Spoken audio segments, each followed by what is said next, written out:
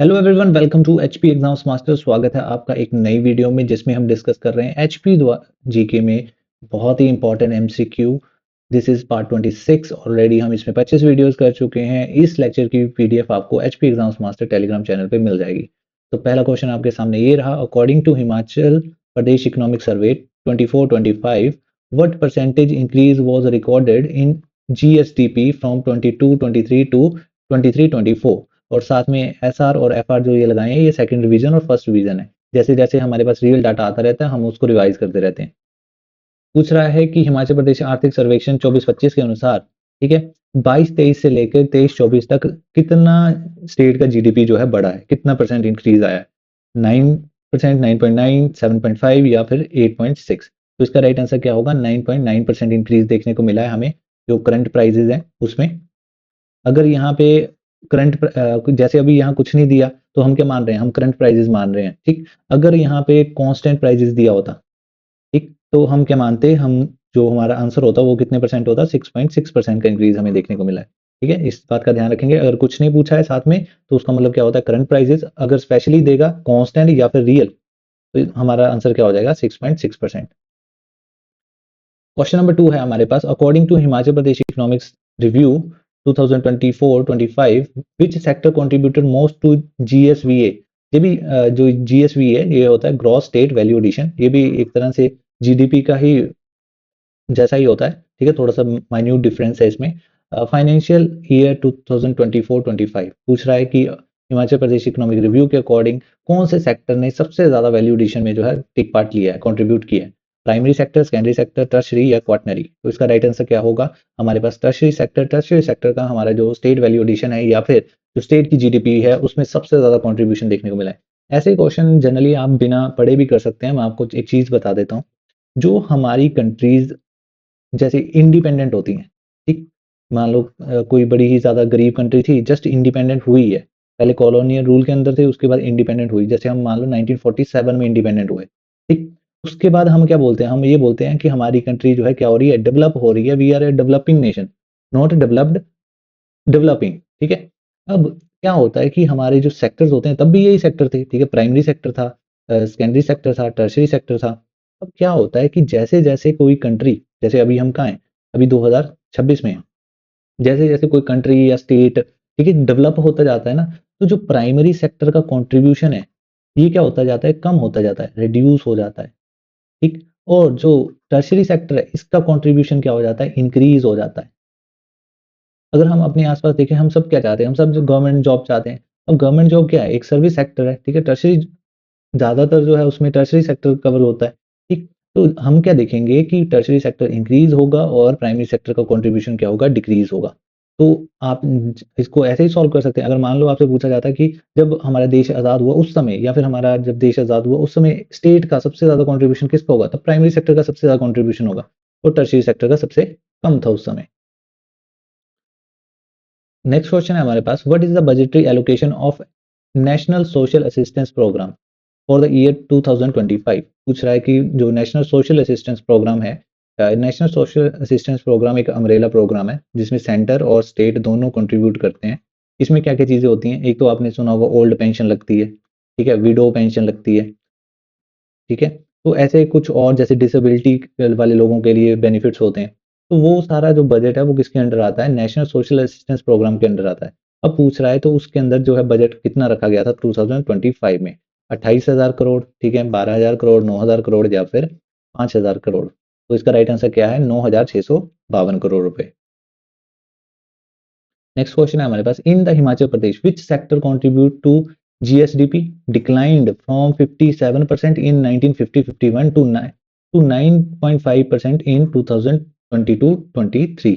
अब अभी मैंने डिस्कस किया आपके साथ कि जब हमारा देश आजाद हुआ 1947 में, तब सबसे ज्यादा कंट्रीब्यूशन किसका था? प्राइमरी सेक्टर का था, ठीक है। जैसे जैसे हम डेवलप होते जा रहे हैं प्राइमरी सेक्टर का कंट्रीब्यूशन क्या होता जा रहा है? कम होता जा रहा है। मैं ये नहीं बोल रहा हूँ कि प्राइमरी सेक्टर में सबसे जो एम्प्लॉयमेंट है वो भी कम हो रही है। अभी भी हमारे देश में या फिर स्टेट में सबसे ज्यादा जो लोग एम्प्लॉयड हैं वो प्राइमरी सेक्टर में ही है। बट जो कंट्रीब्यूशन होता है, ठीक है, वो सबसे ज्यादा कहाँ पे है? वो टर्शरी सेक्टर में है। अब इसका आंसर क्या होगा? इसका आंसर आप बिना पढ़े भी कर सकते हैं। क्या सर्विस सेक्टर में रिड्यूस हुआ होगा? नहीं, मैंने आपको बताया सर्विस सेक्टर को क्या करता है? इंक्रीज करता है। टेक्नोलॉजी कम हुई है? नहीं, टेक्नोलॉजी भी बढ़ी है। एग्रीकल्चर, एग्रीकल्चर सेक्टर क्या है, एग्रीकल्चर है हमारा प्राइमरी, ठीक है। तो राइट आंसर क्या हो जाएगा हमारा, एग्रीकल्चर सेक्टर जो है डिक्लाइन हुआ होगा। इंडस्ट्रियल सेक्टर ये कौन सा है, सेकेंडरी। हमें जो सबसे ज्यादा ग्रोथ देखने को मिलती है हिमाचल में, वो सबसे ज्यादा ग्रोथ कहाँ देखने को मिली है, सेकेंडरी सेक्टर में देखने को मिलती है।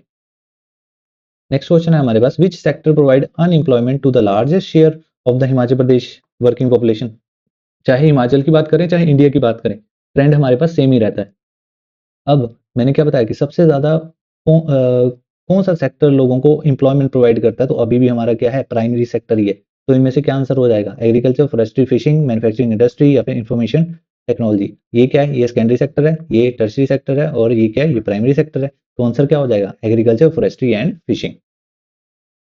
ठीक, ये जो सर्विसेज है ये भी क्या है हमारे पास, टर्सरी सेक्टर, ये भी आंसर नहीं होगा। नेक्स्ट है हमारे पास, according to economic survey two 24-25 which crop had highest production in 23-24 in Himachal Pradesh.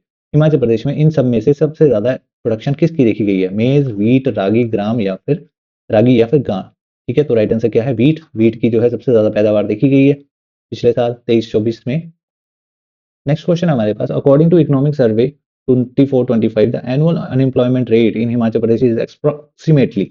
Unemployment rate कितना बताया गया है, तो इसका राइट आंसर क्या है, 5.4%। जो हमारा एचपी का अनएम्प्लॉयमेंट रेट है वो बहुत ज़्यादा है किससे, जो नेशनल एवरेज है।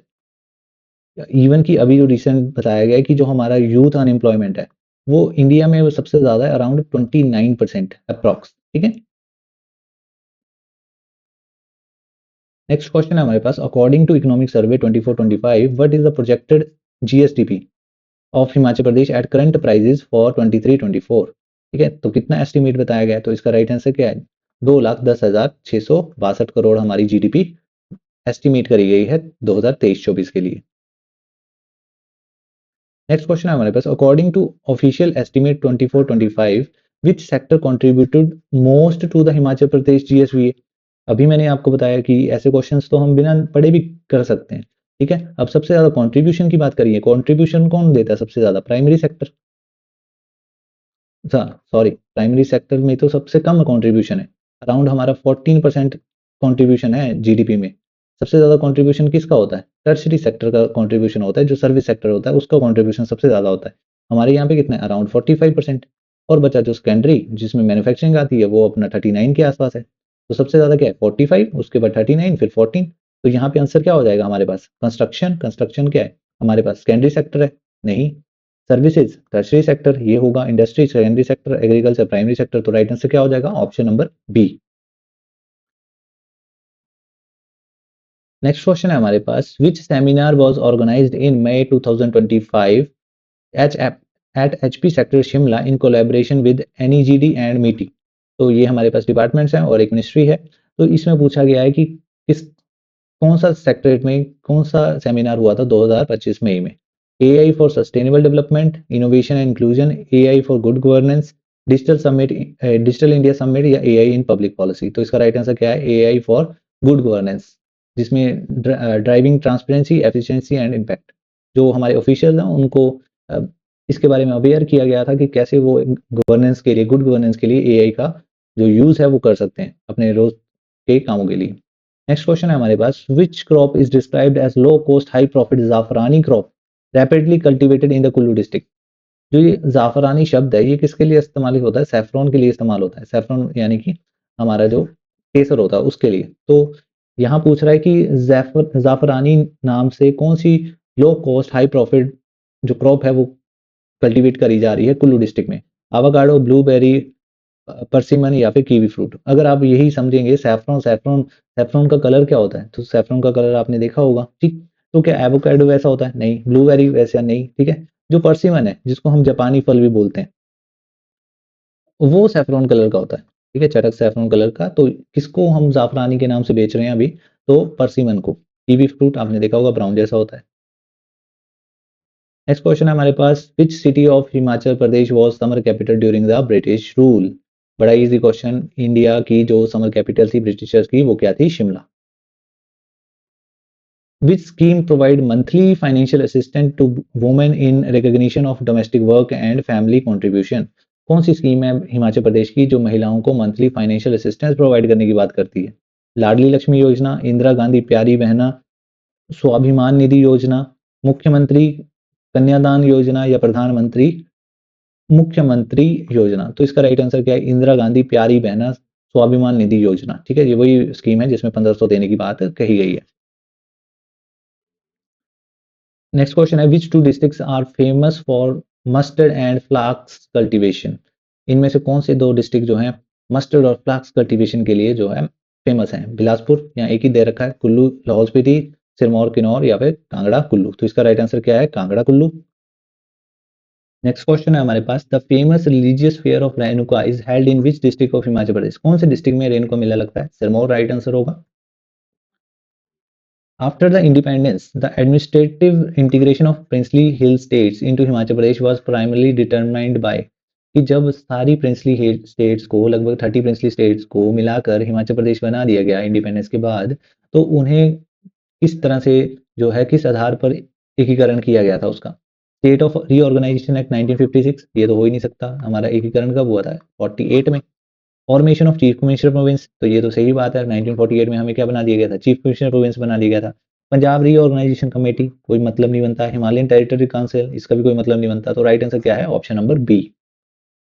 तो इस वीडियो के लिए इतना ही। होप सो आपको जो क्वेश्चंस है वो अच्छे लगे होंगे। ऐसी और वीडियोस के साथ जुड़ने के लिए you can consider to subscribe.